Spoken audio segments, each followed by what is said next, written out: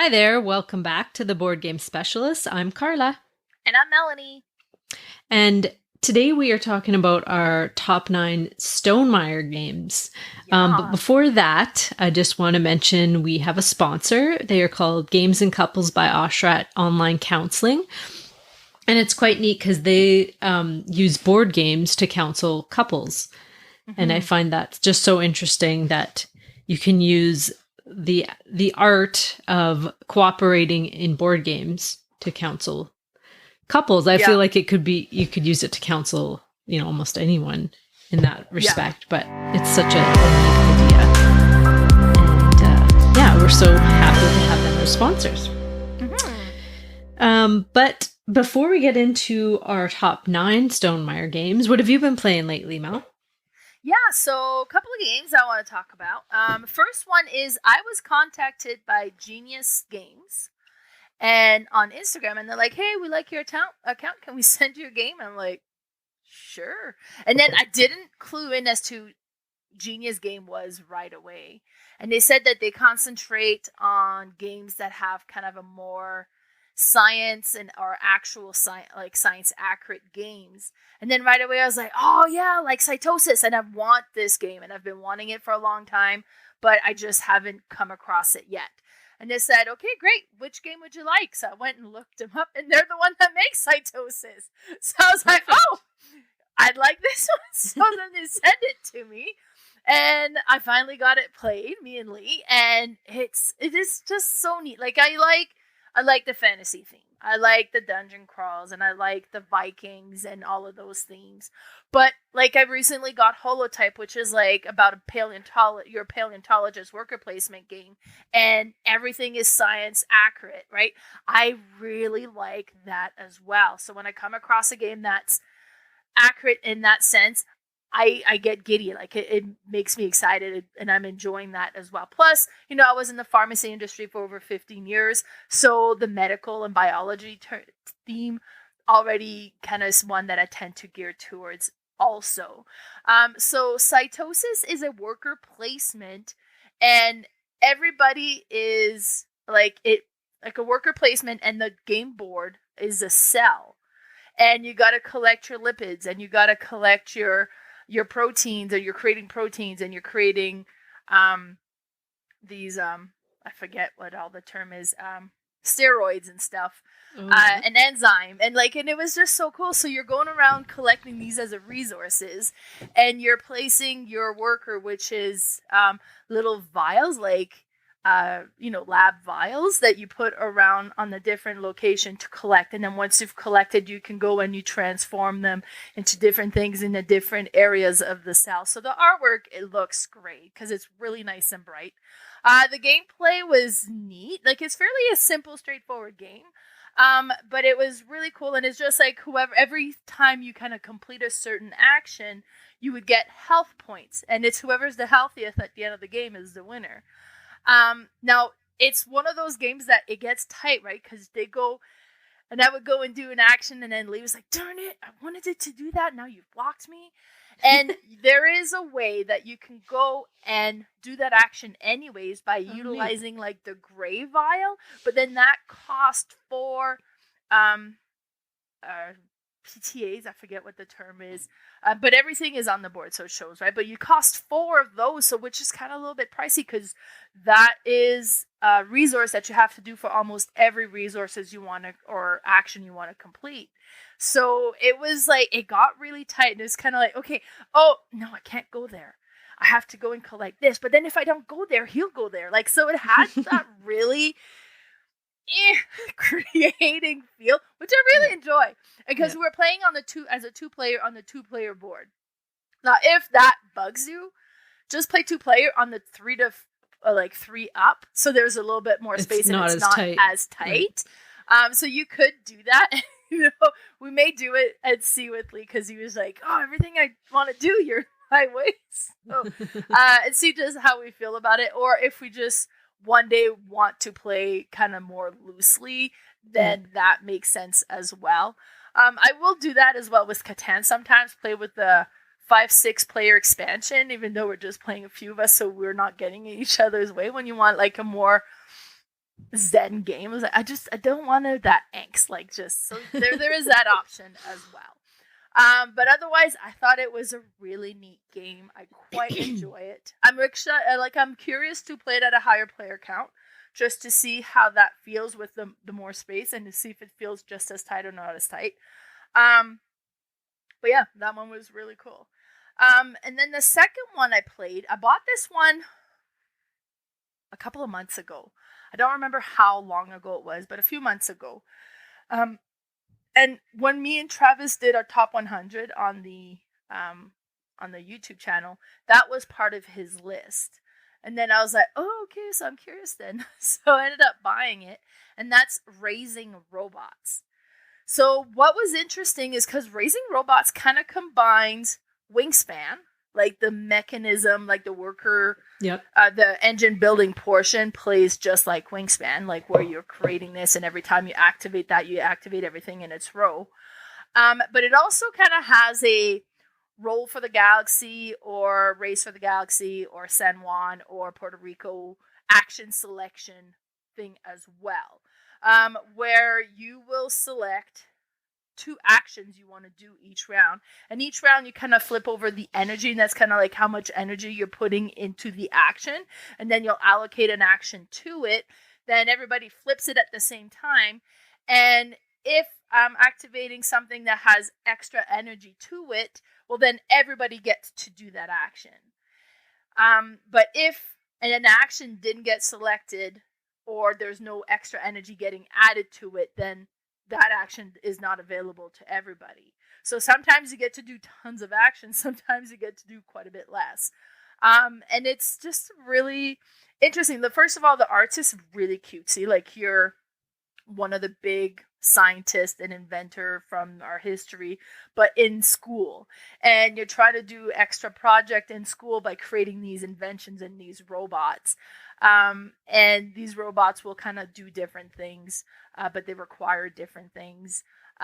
So it is just like, and then you kind of go through, okay, so first is this action. Who activated this? Oh, I did. Perfect. I get to do that action.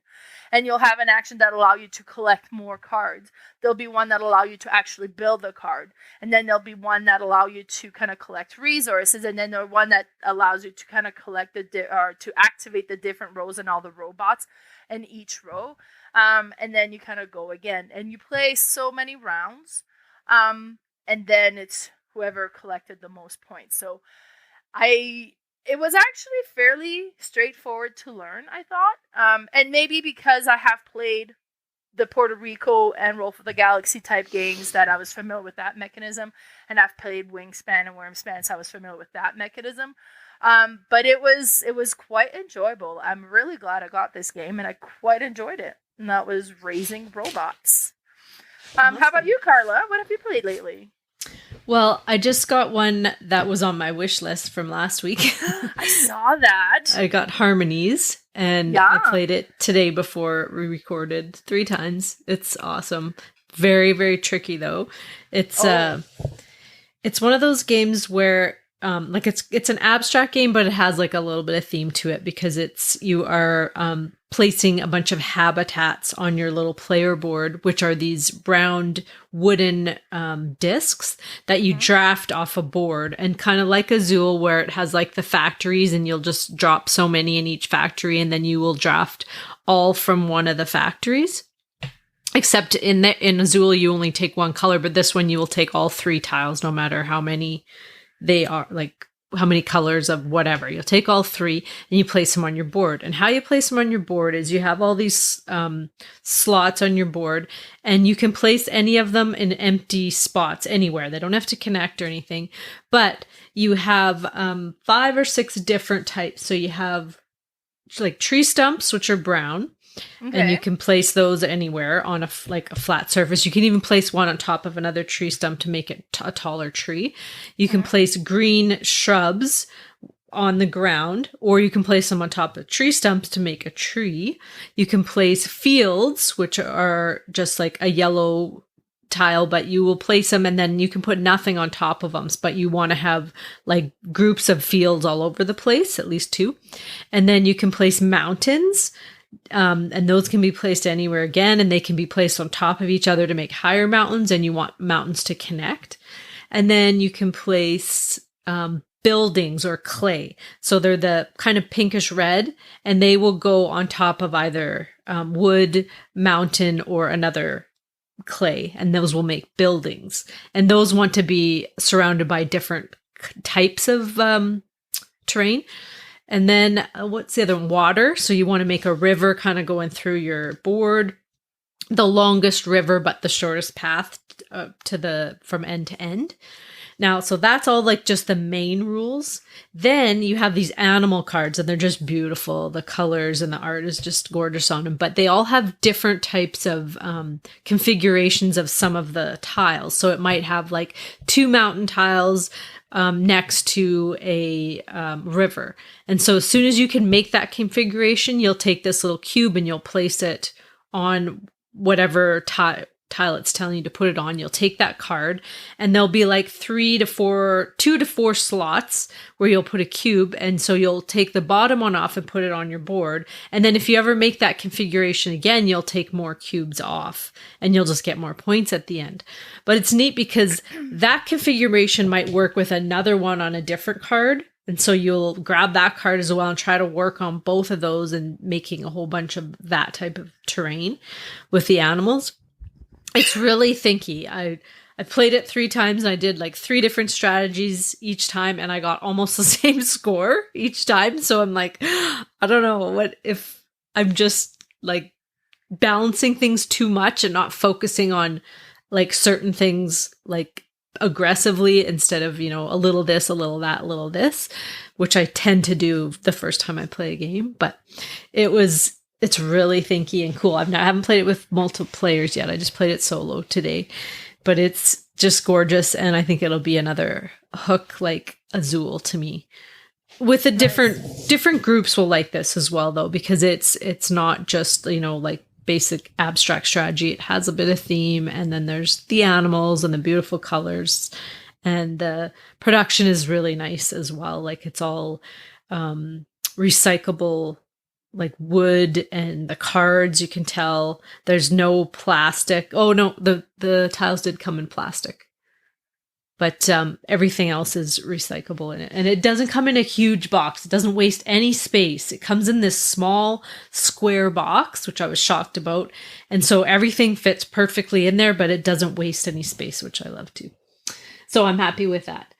The other one I got on the used market, I've kind of been looking for it if it was, you know, a really good deal, because I thought, well, if it is super, you know, a really good deal, then I'll try this game. And I found Jaws of the Lion for $20.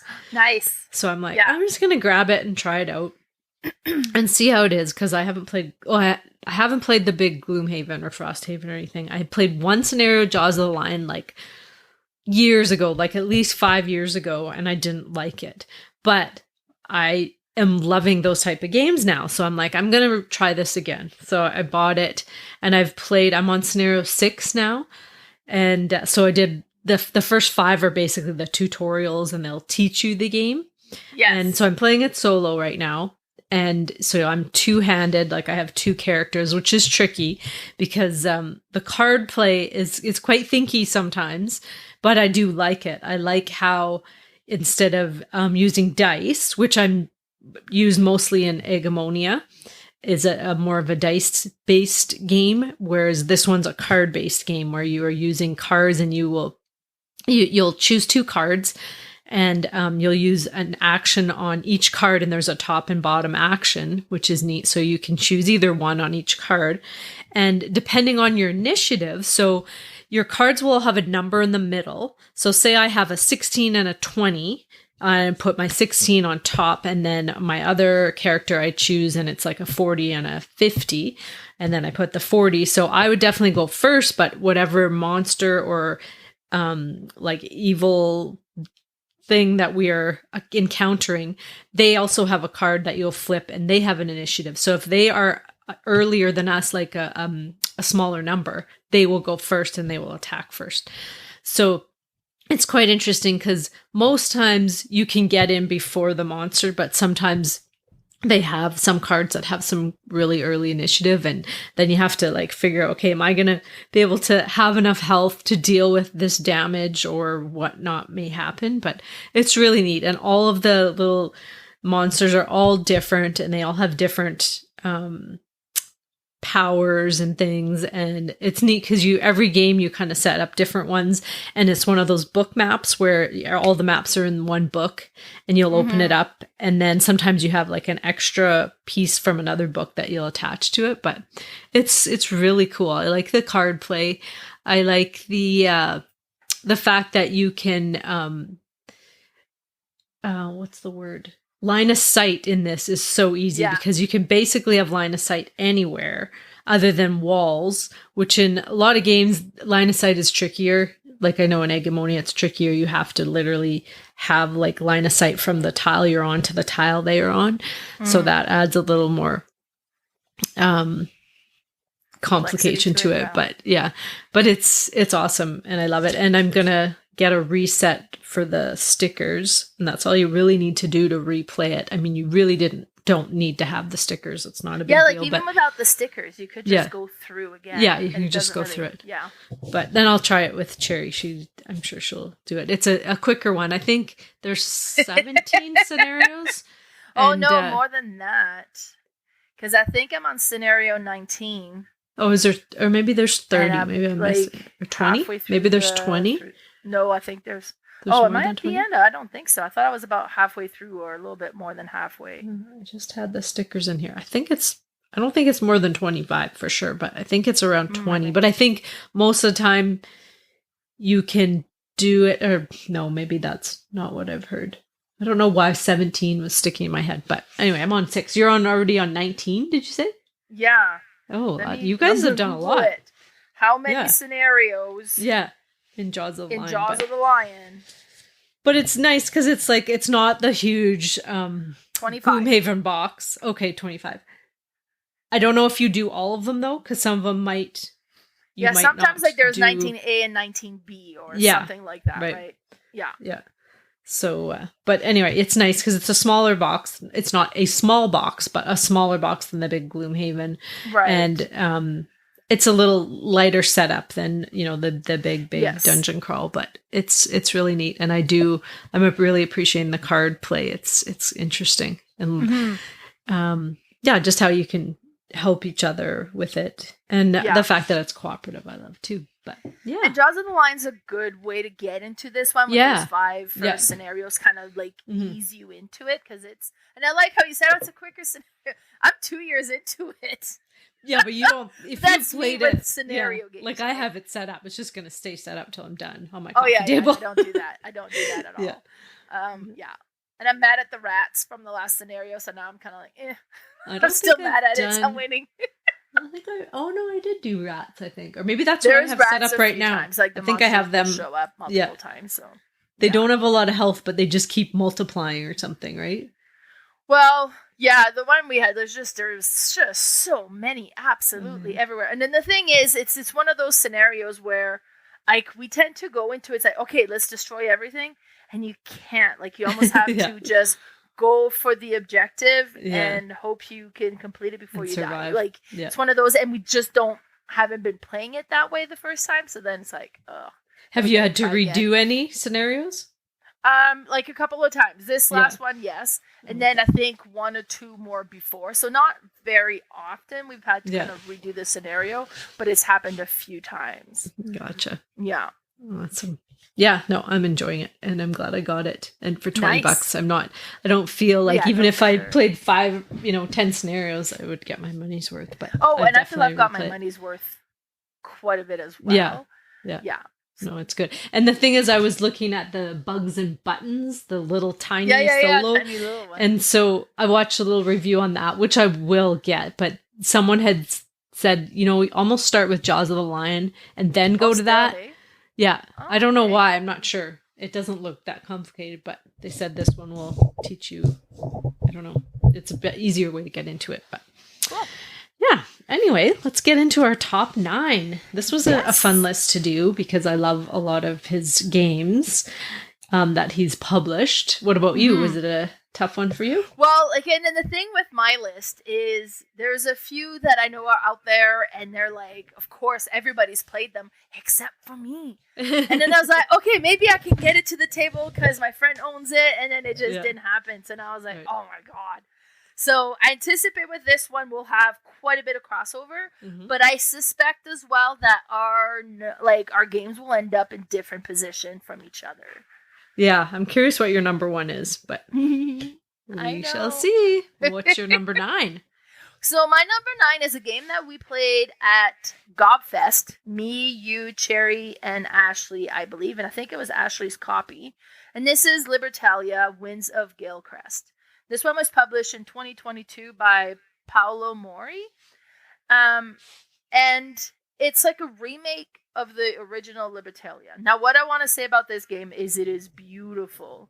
And the gameplay was very smooth. It's well designed. But, oh my god, is it mean.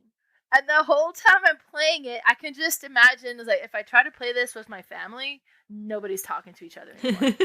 Like, and it's just one of those where you have certain cards, and then, like, one person will randomly draw cards, and then everybody else pulls out the same card. So you all have the same cards going forward from the first one.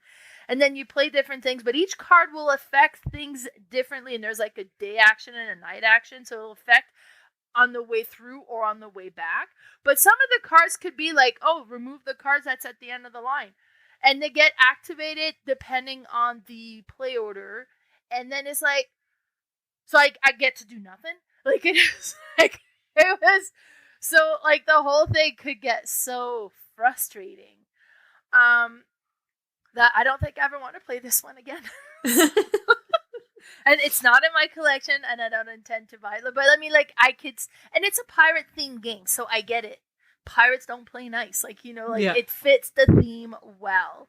But yeah, the whole time I was playing is, like, every time I would get, like, stabbed in the back was like, oh, so I don't get to do anything. Like, or I don't get to do this round. So it definitely could create frustration. Now, probably if you get playing it more, then you kind of get a sense of like, okay, well, they've played this card, so I know, like, you can kind of strategize a little bit more this way. But I'm okay. Yeah.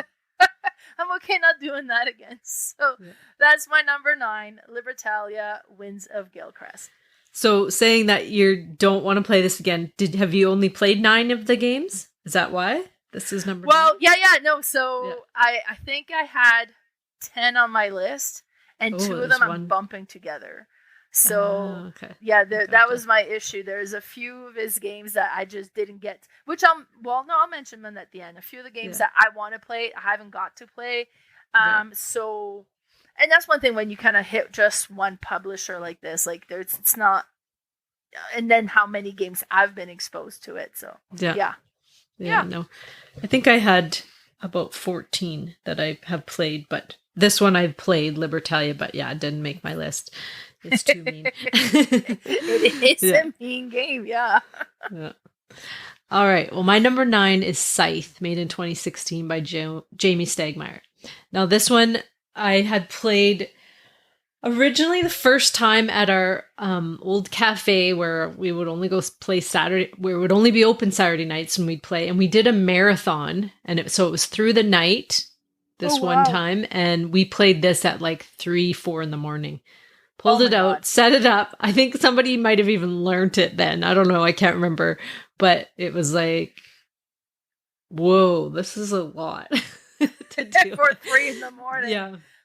So it wasn't like, I didn't love it at that time. I mean, I was super tired, but then I played it again. I probably played it maybe 5 or 6 times since that first time, and liked it more and more each time. I still don't own this, only because nobody around me loves it. So I don't know if there's a point in me owning it when I really wouldn't get it to the table. It's not one I would set up to play solo. It's a big setup, but it is really quite a neat game. And it can be mean in a way where there is combat. You can actually play without combat. You can be on your side and the other people you can do your own thing and never encounter combat. Yeah. But you also can counter combat. It's not really that terrible. Like, you have cards when you when you do combat, and if you lose, you just kind of go back home. It's not like you're really crushed all that much unless you were really set on going somewhere on the board and now you've got to go all the way back home. But and you all kind of start in an area on the board and then you kind of creep into the middle because you're trying to get all these I can't remember what the cards are, the main cards where you're trying to get to them and flip them over. But why can't I think of that word? But it's neat because there is resource management. When you do acquire resources, they will stay on your tile that you're on. So when people come, if they were to attack you and they would win, they would get all those resources, but they would just stay there. So it's like when you use them, they come off the tile, which is kind of neat. So it's not like you just have your little stash beside your player board. They're all on the game board. Now, the player boards are really neat because it has like an up and down mechanic on it. So once you upgrade some of your bottom actions, then you'll get to do both every time you choose one. There's so many different things you can do. Like you can do a movement, you can do a mech movement, you can do a produce, which would like produce everything that you have already on the game board. The production value, of course. I don't know that any of these games have any bad production value because Stonemaier is one of the best for production. Oh, yes. He makes things last. He makes them look good and feel good. It's and it's the other thing I like about this game is it's a race game. When I play it, my heart is always racing because you're just racing to get to I think it's 10 stars. Oh, and so yeah. like, you know, I guess it's not racing from the very beginning, but as you get closer, you're so close. I'm 2 away. They're 3 away. She's 1 away. Like, am I going to do it? Is it going to happen? And sometimes that person with 3 gets 3 on their next 2 turns. You know, like it's exciting. And I like that. A lot of his games don't have specific like turns in a game, you know, where some will have like 7 rounds, some will have 8 rounds. Some of his games do, but this one in particular doesn't. It's just whoever gets to that point first, which I like too, because then you just kind of never know when it'll end. I mean, you kind of know it's coming, but you don't know, am I going to have one more round? I just need one more round. And it's a really cool game. I haven't played it in a long time, but I would like to play it again. And that's my number 9, Scythe. Nice. Yeah, that's cool. And I love their coins. Like the metal coins. Oh, yeah. I have their coins. I don't have the game, but I use their coins for multiple different games. Yeah, because you can buy just the coins. And I have 2 sets of just the coins. So, yeah, that's great. My number 8 is Rolling Realms, which was published in 2021 by Jamie Stegmaier. And what was cool is, like, I believe this one came out. And it kind of came out not quite as a published game right away. During COVID as a way for people to go online and play a game all together. And what's really cool is this is a roll and write. Yeah, I was like, is there a dice? But there is. And there's like huge dice too. Like it's a nice big dice in there. They're chunky, and then you have like all these different cards and you'll kind of randomly select cards that you'll play that round. And each card represents a board game. And, you know, of course, like the Stonemaier games are going to be represented in there, but other ones are represented in there as well. And it just has like the little board game theme, and they'll have like each card will play a little differently. And I can't remember if you pull out 3 to play each round or 3 per round. And then you select another 3 for the next round and something like that. So, and then you roll, and then you, depending on the roll, you kind of select which card you want to go and add the value to, and each card scores differently, and it was just so cool, and it was so neat that it's, you know, based on each game, and now all the time there's new sets that comes out with as new games comes out as well, and they just kind of keep adding on to it, and like each time you like if you buy a set, then there's, because I can't remember if it's a 4 or 6 player game, but there'll be like 4 or 6 cards of each one so that you can kind of add them. And just have a higher variety every time you play. So this one is my number 8 out of my 10 game list. Just because I enjoy roll and write, but it's not like, oh yeah, roll and write. Like, just that style is not my favorite when it comes to gameplay. And to me, it's like, oh yeah, sure, roll and write, let's do one. But it's not the mechanism or the type of game that I love and tend to gravitate towards very much. Yeah. That's good. That was my number 10, actually, was okay, cool. Rolling Realms. Yeah. All right. My number 8 is Euphoria, Build a Better Dystopia, made in 2013. Now, this one is quite a different game because it uses dice, but in a different way.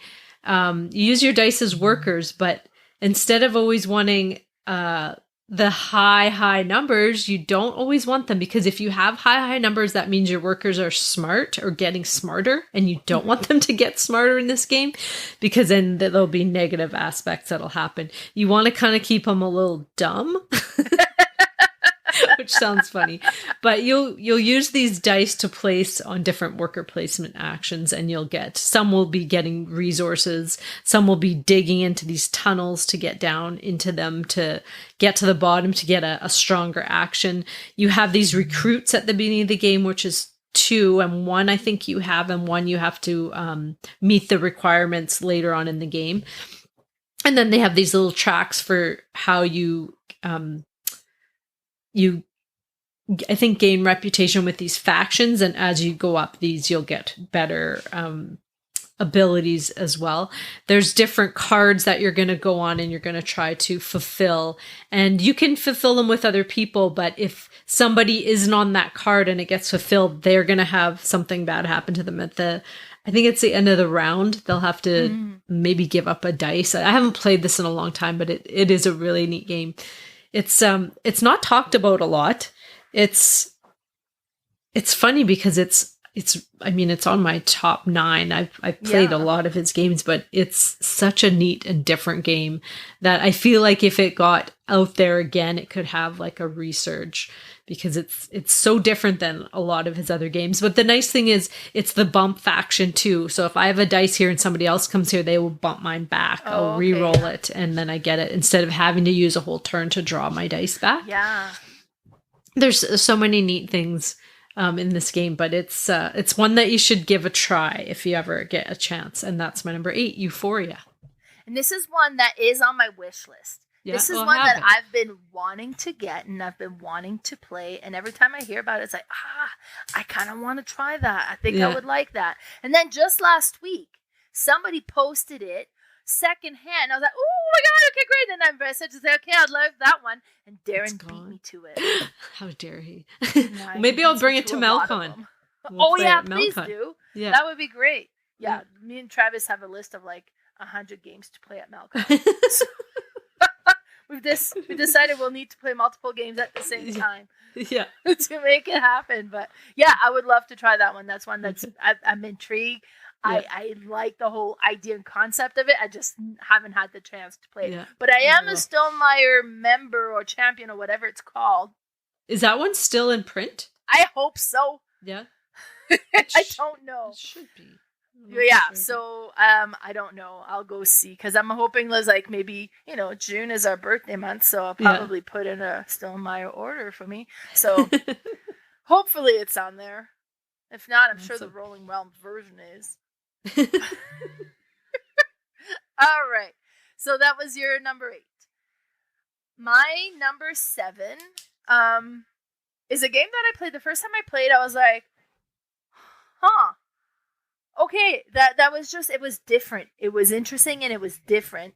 And I decided to get it after that. Then after that, I played the game that this was based on well after, which was Fantasy Realm. And I was like, oh, I see. And this is Red Rising. So Red Rising was published in 2021 by Alexander Smith II and Jamie Stegmaier. And this plays like Fantasy Realm, because Fantasy Realm is you have cards and you draw cards and you discard cards, and as soon as there's 10 cards in a discard, that stops the game, and whatever you've been able to combine in your hand will score with each other, and that's your score. Yeah. So Red Rising does the same thing. You get cards, you play cards, but where you play cards onto the board, and depending on which faction of the board that it gets played on, it'll either move you up on this track, or it'll give you gems, or it'll allow you to take the shield or whatever, and it'll do different things.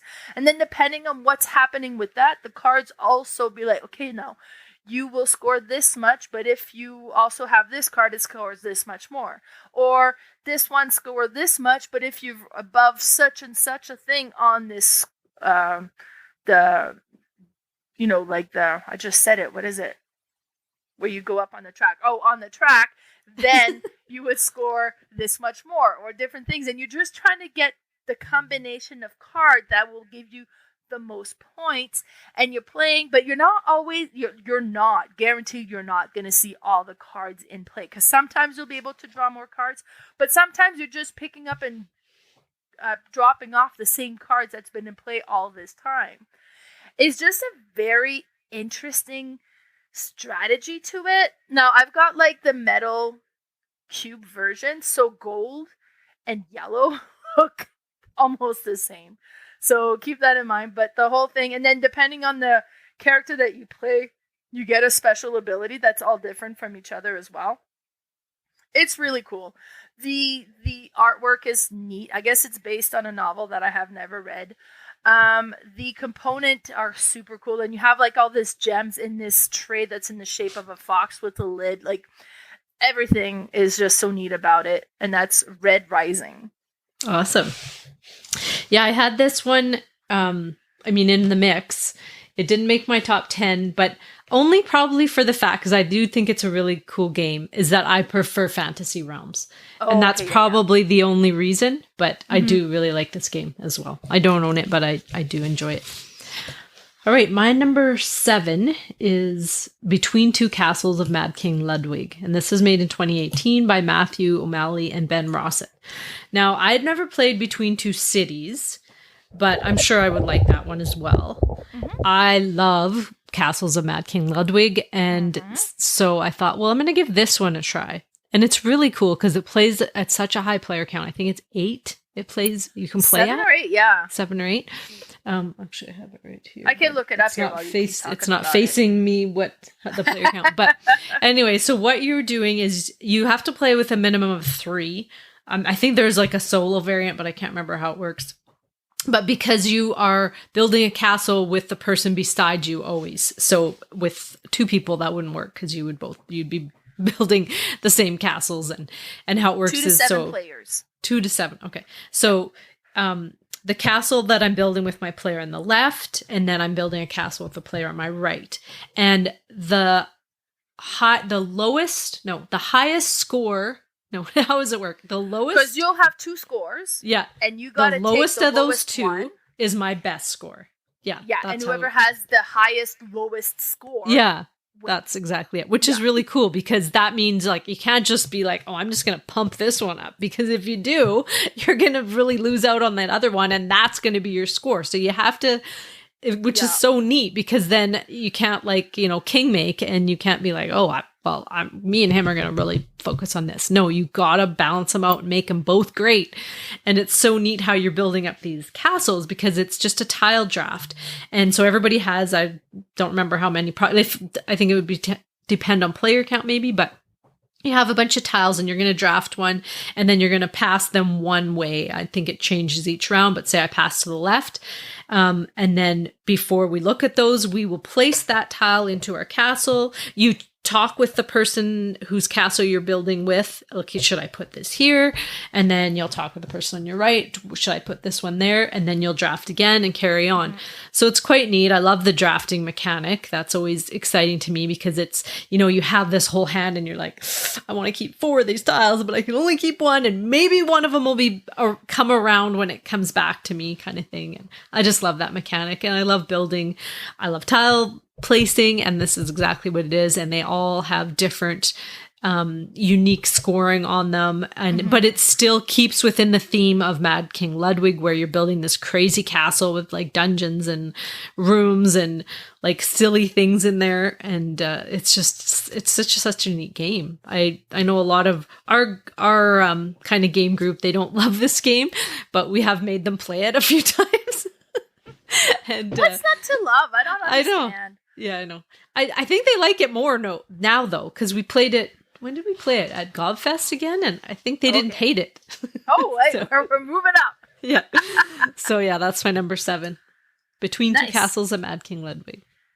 My number 6 is Between Two Castles of Mike and Ludwig. Oh, no way. Well, that was close. Between Two Cities plays almost exactly the same, and you play with the people on both sides of you, but what you're creating is like a 5x5 grid or something. And everything has to fit into that grid, and then you score depending on what's next to what and so on. So very similar. Between our Castle of Mac and Ludwig, you just have all these different rooms, and you kind of freestyle put them together, and depending on what's touching what and what next to each other, how it's going to score as well. And Between Two Castle of Mac and Ludwig combines both of that.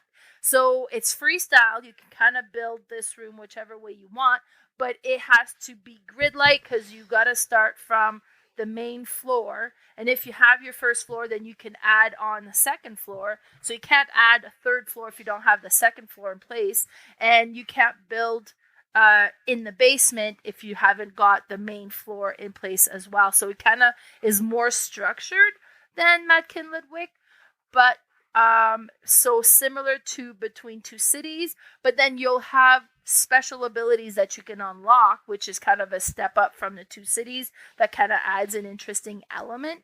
I used to own Between Two Cities, and then when I got Between Two Castles, I was like, I don't think I need both, just because it has such a similar feel.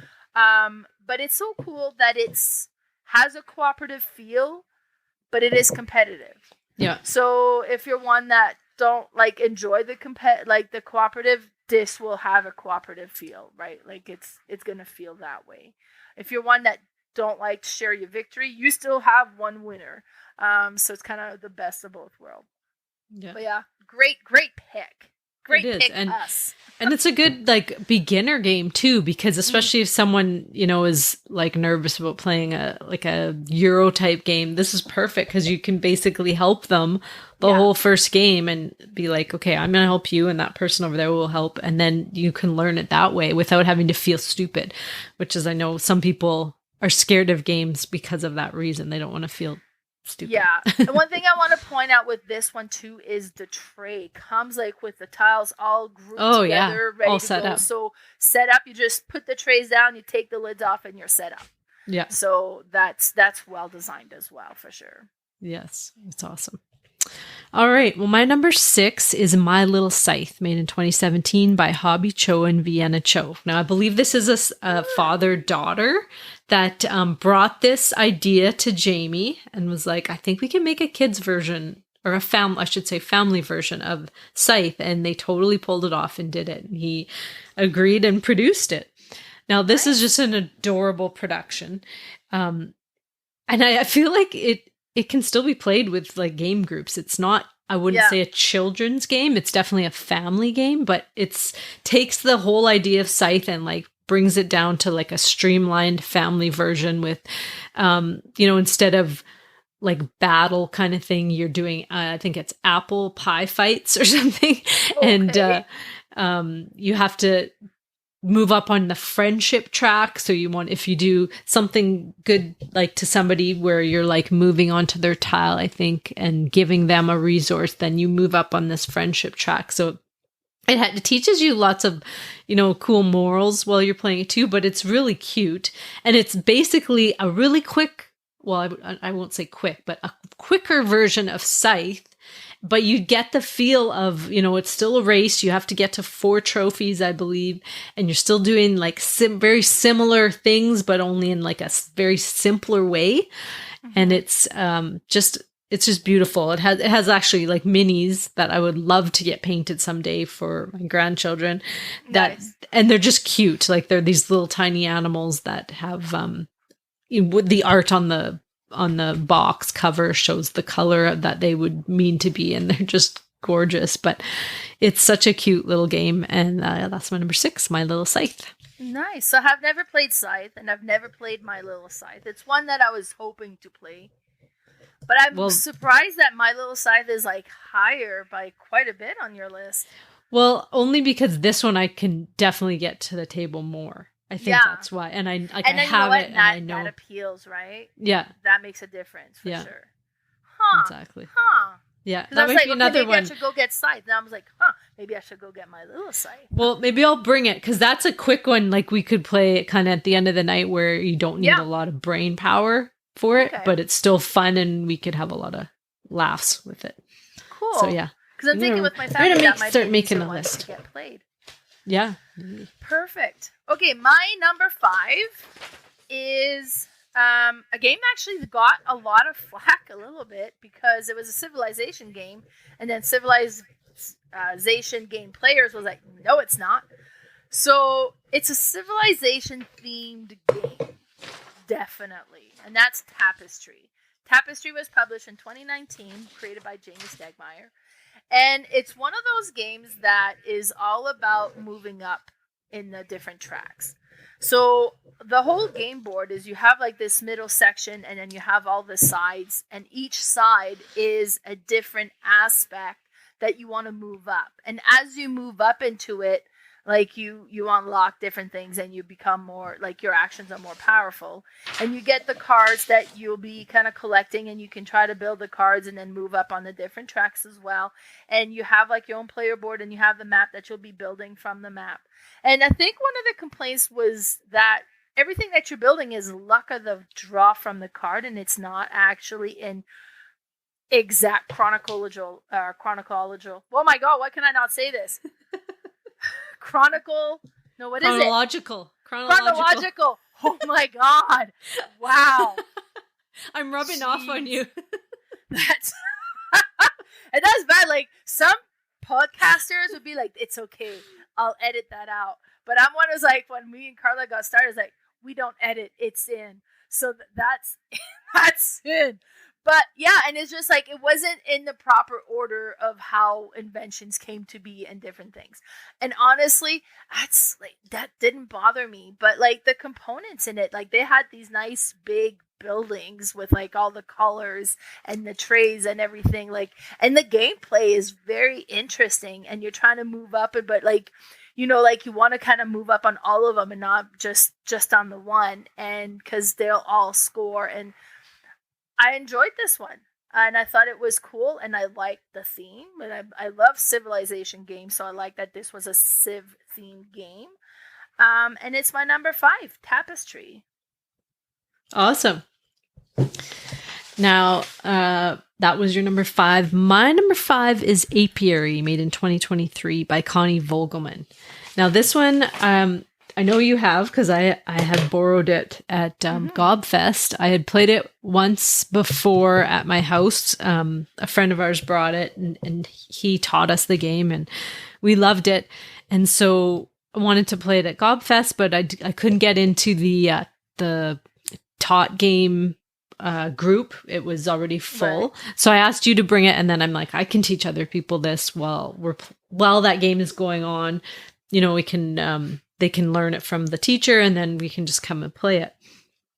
And I just love this game. I remember when it came out, I thought, like, bees in space. I don't know if I'm really into that theme, like, at all.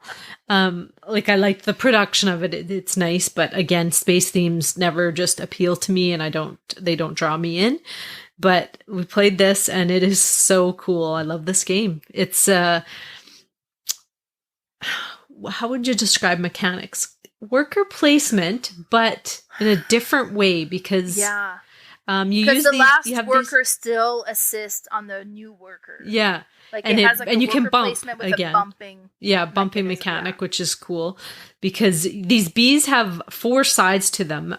So it's a 1, 2, 3, or is it 1, 2? Yeah, it doesn't go up to 4, does it? It does go to 4. Okay, so they start on 1, and then you would place them on the board, and then sometimes where you're placing them, they'll have like an addition of, you know, +2, that whatever you add to, but some are literally what you place. But then when somebody puts one next to yours, they'll add what yours value was, and that's their power. So that's the power of your action. And depending where you go, you'll get to, you know, obviously the higher the power, the better the action will be. You are basically trying to like gather resources because you have this player board, and you have to be able to fit them on your board, and there's slots for specific resources. So you may go to another spot to purchase tiles that will give you more spots for resources.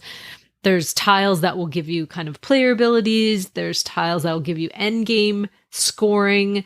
There's a place you can go to get cards, which are called seeds. And those I love because you can use them to plant them as a seed, which is some end game points, or you can use them to just like get rid of them and use the ability on top, which is, I found very engine building. I would use those quite a bit and they would like give me something else, which would let me do another action, which would give me something. So that comboing effect that I love so much. There's the player boards are so neat because you're putting tiles on them, but those in respect will give you points as well. But everyone's board is different and you start with like a different player power kind of thing. And so you all want to build your boards differently, which is neat. So you're not really racing to do things the same. You're all doing different things, but you're still, you will be taking tiles from some people who will need them, or different spots for resources if they need specific resources at the time. And the one place where you do go to get resources is neat because you have this queen bee that travels around and you move her around to these different spots. And wherever you land, you're going to put a tile there if there's not already one, and you'll get the resources on them. But a lot of times you'll get to add a new one that you choose what the resource is. So it's quite neat that way. But then there's this whole little track. Now I can't remember the name of that track that you want to move up. It gives you big points at the end of the game. Can't remember what that is. But the neat thing too is the bees you will retire once they get to a 4. You can place them on certain spots, and they give you awesome a power to get to do something cool. But then they retire and they basically die, I think, and then you get a new one back that will be a 1 eventually if you go and get that bee somewhere. But then you get to put one of your little colored discs onto this spot that will basically be the timer of the game. And there's all these different spots, and it's a little area control, but it also gives you a bonus every time you put one down. There's just so much going on, but it really comes together just awesome. And I love the design of it.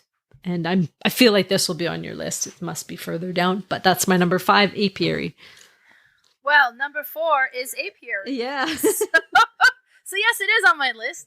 And then with so everything you said, it's interesting. It has a slightly higher complexity. Like you do have to spend quite a bit showing all the different aspects of the game, and you got to be like, oh yeah, and that, oh right, and this, and then oh right, and that track, and then because you don't want to neglect anything either. And then as you're building your own hive in front of yourself, it's kind of interesting depending on what you've built there, how much resources and what type of resources you can hold.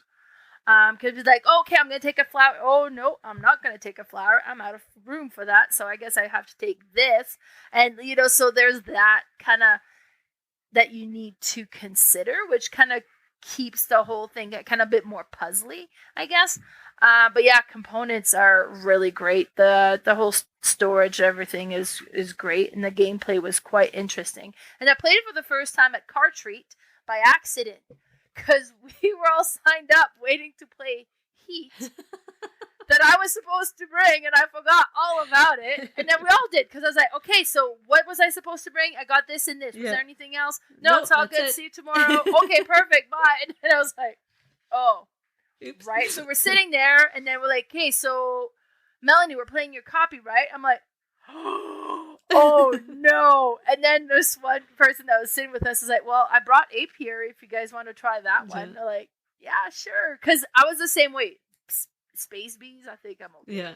So I wasn't going out of my way to play it, but then I played it and I was like, okay, order. And then I got my own copy. So, but yeah, I have no regrets. That's a good one. Perfect. So 2 crossovers so far. Well, we have another one coming up here because my number 4 is Tapestry. So we literally just swapped our 2, 4 and 5s. Yeah. I love Tapestry. I remember pre-ordering it when it first came out, and I was so excited to get it. And then people started in reviews like saying negative things about, oh, this isn't a what do they call it? I'm blanking. A civilization game. Yeah. This isn't a real civilization game. And they were all kind of, poo-pooing on it. And I'm just like, I'm not really into civilization games anyway. This to me just looked like a really cool engine builder, which is exactly what it is. I don't think he was meaning for it to be this deep Civ game. No. Like it's an engine builder, but it's just so neat, and the production of this one is unreal. Nice, the minis are painted. Don't have to paint these. Love when they do that. Yeah, the buildings, like the minis are buildings, and so it's just awesome. I have 2 of the expansions. I'm not sure if we'll get the third, only because I can't probably fit it in the box. But the one that I use a lot is that art track, which adds another whole track to it, which gives you these little cards that are kind of like ongoing abilities, which I love in a game, and they kind of will stack, so you can have multiple ones of those. I just love moving up the track and trying to get to the end of at least 1 or 2, and then that will like set you up for some really big points at the end of the game. I never really do a lot of the area control in the middle. I know that's a big strategy you can do too, but I don't think I've ever tried that as a strategy. I always just focus on like the tech or the science. I like building up the tech cards and then being able to play those. And there's just so much different things you could do in this game to like, and with all the factions, I mean, there's like 20, and then with expansions, like 25 of them, and they're all so different. And it's neat how he admits when a game comes out, he's playtests it like crazy, but there's still going to be errors in it. And then later on down the line, he'll come up with, okay, here's some updated rules for factions, and some people are like, oh, can you believe he didn't get this right the first time? No, I can believe that he's human that he can admit that, okay, now this is better, so I'm going to release this. Like, to me, that's just so humble. Because otherwise you're going to be sitting on a game and play test and play test and play test and play test. And how much can you do that? Yeah. Right? Like, exactly. Yeah. Mostly when there's so many moving parts, like a game like Tapestry. Yeah. Yeah. No, it's an awesome game. I love it. And so my number 4. So we got 3 crossovers so far. I feel like we'll have 2 more. More. 3 more. I think we have 3 more crossovers. Oh yeah, I think so. In our top 3, probably. Yeah. All right, my number 3 is Wingspan. And I'm also putting /Wingspan Asia. Because Wingspan Asia is a standalone. Now, there's tons of expansion for Wingspan. And I bought Wingspan Asia first. I had played Wingspan years prior to. But when I play oftentimes, it's me and Lee. And Wingspan Asia is a 2-player standalone. Mm-hmm. Or you can use it as an add-on for the base game as well and add extra players. Now, one thing, should you get Wingspan Asia? The gameplay is the same. Wingspan Asia does add where every time you place a bird, you kind of get a yin-yang token that you get to put in this map, depending on, like, if I've played a bird that has, a wingspan of this much, then I can kind of cover this one. Or if it has this type of nest, then I can put it on something that says that. Or different terrain, then I can put it on that. And it gets like, so you do that. It's kind of a side thing. It's interesting. But then you kind of forget about it because a lot of the end of round goals has to do with what you've accomplished there. And I get so caught up in what I'm building on my board that I'm like, oh, right. I didn't do any of that. And then you're trying to create this big clusters and mine all spread out, so it kind of creates an extra interesting component to Wingspan, but otherwise it's Wingspan. Bird-wise, obviously these are all Asian birds, while the other one was it North American birds, the base game? I'm not even sure. No, the base game... Why can't I think of it? Because I'm just thinking the first expansion was Oceania, and then the second one was Asia. Asia was the third. Yeah, but the base game, I don't know. Like it's birds that I was European base. Yeah, no, I can't even think. Because European isn't European its own expansion as well. Is that that's the first expansion, then Oceania, and then Asia. Maybe. Well, Asia's definitely the last. Now I can't remember Yeah. if it's Oceania or European. Yeah. So, But I mean, so But I if don't you really it's know North your America. bird types, Yeah. then you would be aware of that. If you're just kind of like, oh yeah, birds have feathers like me, then you wouldn't be super aware of that, right? Yeah. But the gameplay is very interesting. As I talked with Raising Robots, it has that thing where depending on how many birds you add on the row, and then when you go and activate that row, it activates all of the birds. So it's a really interesting engine building that you do. It's really good. Plus, Asia doesn't come with the dice tower. And do you need the dice tower? No, you don't. Well, if you have it, yeah. You're not going to want to play without it. Yeah. But it's not necessary, but it is cool. Yeah. You know, so there's that. It's like, oh, but I want the dice tower. Now, could you use another dice tower? Yes. Do you just have the Asia? Because I think I have an extra.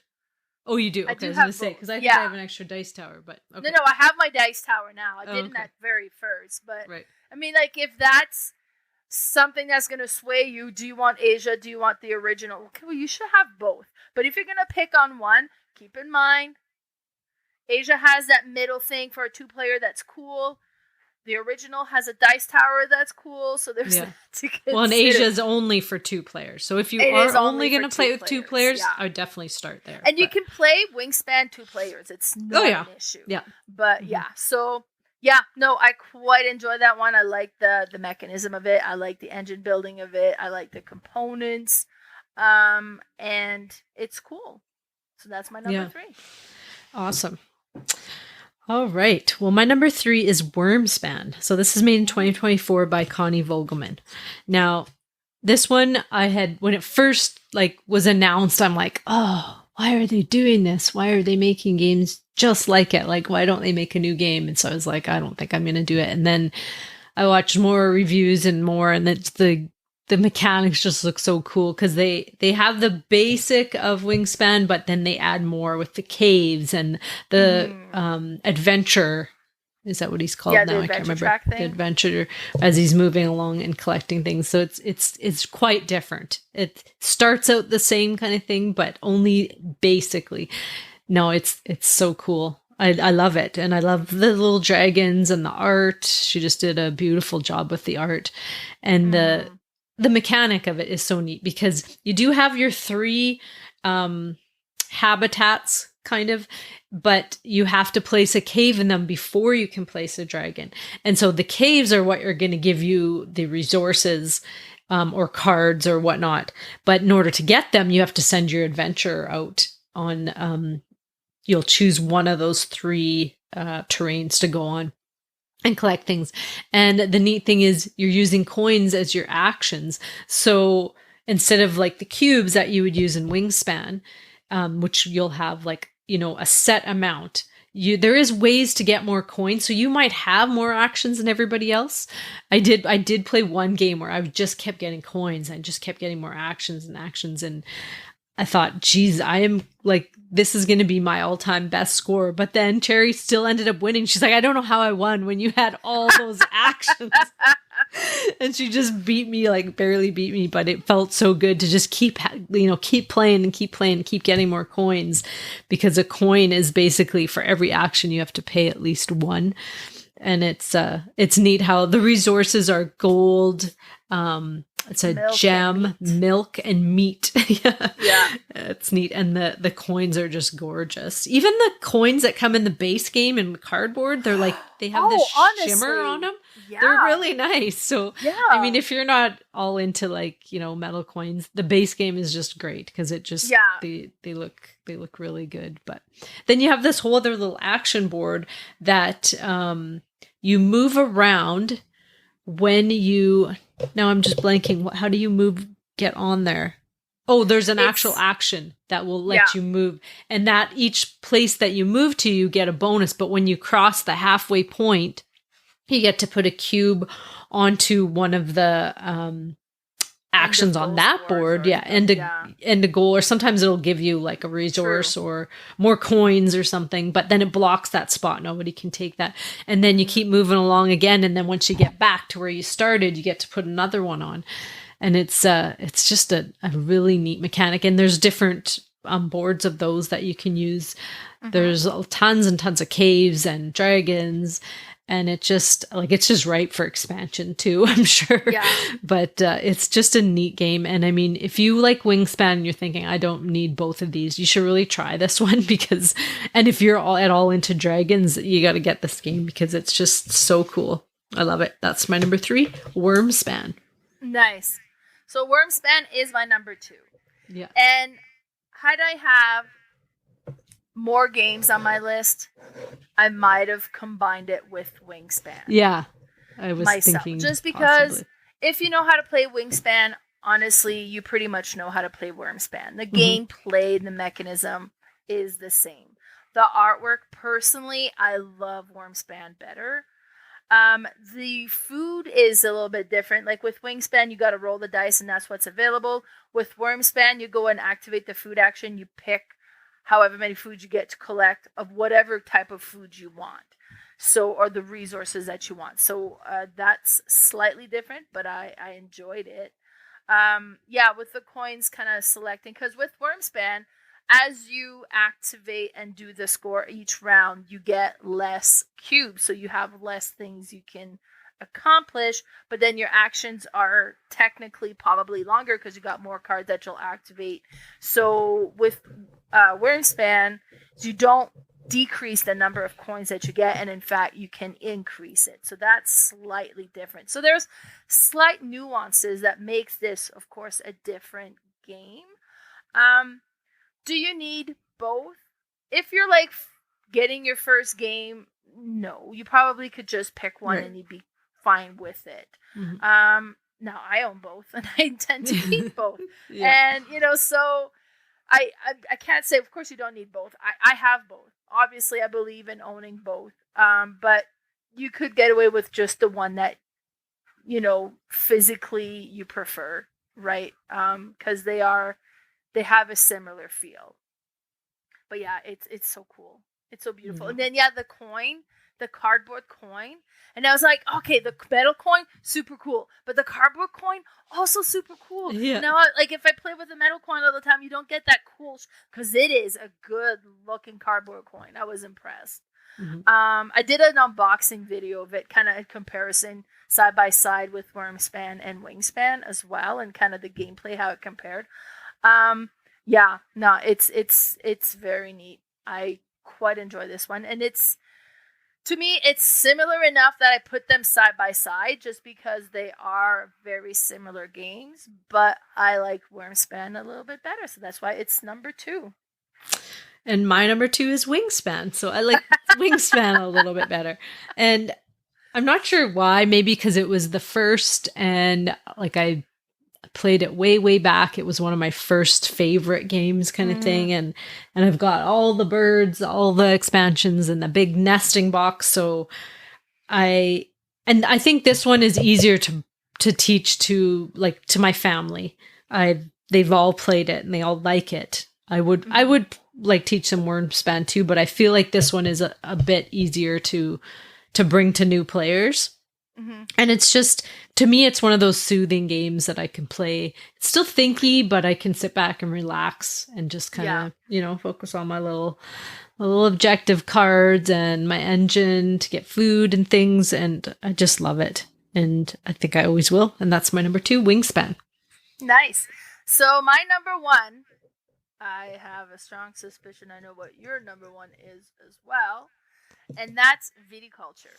Yep, that's my number 1. Right? And you love this game. And this one, honestly, this one is just so clever.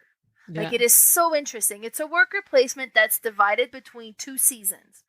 And what's really cool is you have the same group of workers that you need to kind of really consider how many do you do in the first season, because then those are going to be workers you're not going to have in the second season. So the more you do, because you're going to want to do it all, but the more you do the first season, then when the second season part of the game comes, like, you have less to associate there. So there's like, okay, well, then I'm going to not do this. and I'll hold on to, but then I'm not doing this. It's like, oh my God, and then you have the main board with all the actions you can do, and you need to collect the plants, and then you need to plant them, and then you need to collect the grapes from it, and then you need to go and smash up all the grapes so you can make the wine. Then you need to put the wine in storage, and then you need to age it, and then you need to get the orders, fulfill the orders with the wine that you've generated to bring in the income. And like the whole thing is so clever. It was really neat. Like, it's winemaking theme, which, okay, fine, we're doing wine, but it works so well. And it's just so cool. And then I have the Essential Edition, which is published in 2015, created by Alan Stone and Jamie Stegmaier. But I think everybody kind of said, oh yeah, you should have the Essential Edition. I haven't played the other one, so I don't know why you should have the Essential Edition, but that's the one I have. There's lots of expansions you can add as well. I don't have any of those. And I still have a great time. So now it's your number one as well. I'm sure you have more to say about it. No, I do love this. And it's unreal that you love it with just the Essential, because even with the Essential, you can get an Essential Tuscany expansion, and that adds the big board, and that gives you 4 seasons, and that's like and then it has the little star area control thing that you do. It has I think the Essential still has the Grande worker, doesn't it? Yours? Yeah. Essential. Yeah. So that one, but it has other workers that you can hire instead of just the plain workers. You can hire these workers that do special things, which is cool. There's only 2 per game, but like some can go into the future, some can go back to the past and do something.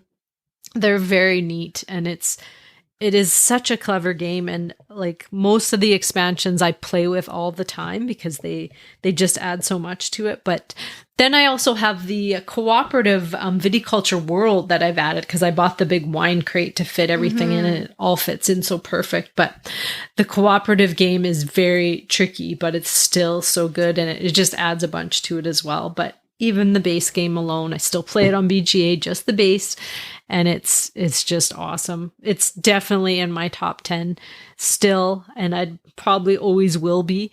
I know one of my friends who is a big Lacerda fan, he's like, oh, now that you played Vinos, so you don't need Viticulture anymore. I'm like, oh, no. That is a different game. I do like Vinos, but there's no way I'm getting Vinos to the table as much as I get Viticulture. And Viticulture will always be, it's like holds a nostalgia for me. That it was probably one of my first worker placement games that I fell in love with. And just those little clear stones that you use for the wine and slide them over, they're just so zen. Like, they're so soft, they're so smooth, and they're clear. And it was so clever to be able to place them on the grapes and the wine, and you slide them over. I just love that. Someone knew about Tactile People when they were making that, because it's just love it. Yeah. Well, that's awesome. We have one crossover that was like literally same position, the same number, but we had 4 in total, which I mean, for games that didn't have a lot of on our list, that's kind of neat how you still had different. Oh wait, no, we had 5. We had 5 crossovers.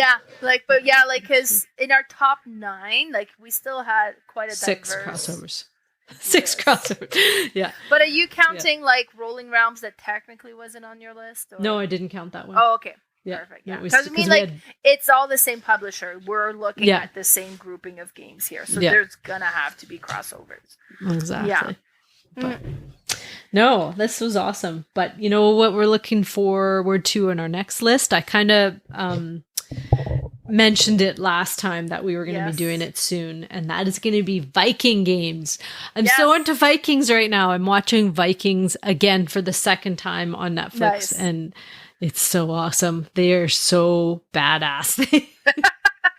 Their lives are just so, they live by fate. And some of the games you can kind of see in some of the mechanics. You're like, oh yeah, all they care about is, Valhalla or whatnot. But it's going to be interesting. And when I first had mentioned we should do this, and then I'm like, oh, I don't even know if I played 9 of them. I already made a list of what I've played. I haven't made my final list yet, but I've played 14 that I can know of right now, which shocked me because I thought, oh, maybe I've played 5.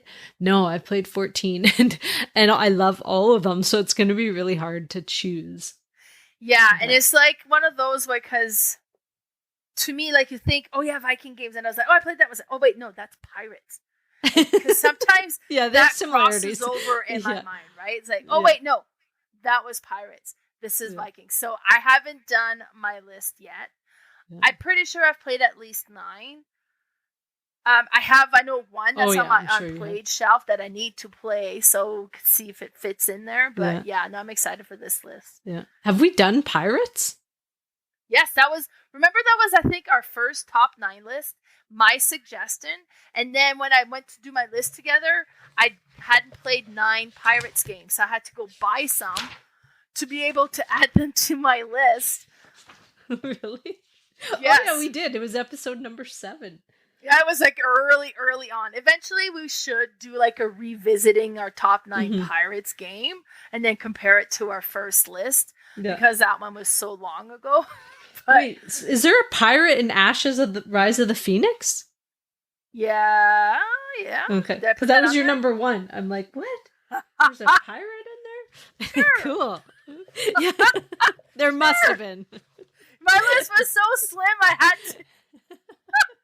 I mean, and is Dice Throne on there? Yeah. Because Dice Throne has a pirate character. Yeah, I have that. I haven't played that pirate yet, that character, but I have it. It is cool. It looks tricky. That one is interesting. Yeah. Awesome. Neat. All right. Yes. Well, until next time, where can people find you? So I am on Instagram as Mel_boardgame_room. I also have a Facebook page called Mel's Board Game Room, and my YouTube channel is Mel's Board Game Room. Plus, we also have our Discord, which be sure to you've been super active on there because she's been playing up a storm all the time, so she's posting all these pictures. So be sure to follow up on our Discord, and we'll have the link down below as well. Did I mention everything? Yeah, I think that's all. Yeah, and I'm on Instagram at boardgamespecialist, all one word, and Facebook I have Red Deer Board Game Fanatics. Nice. But until next time, thank you all for listening. Bye for now. Bye, everybody.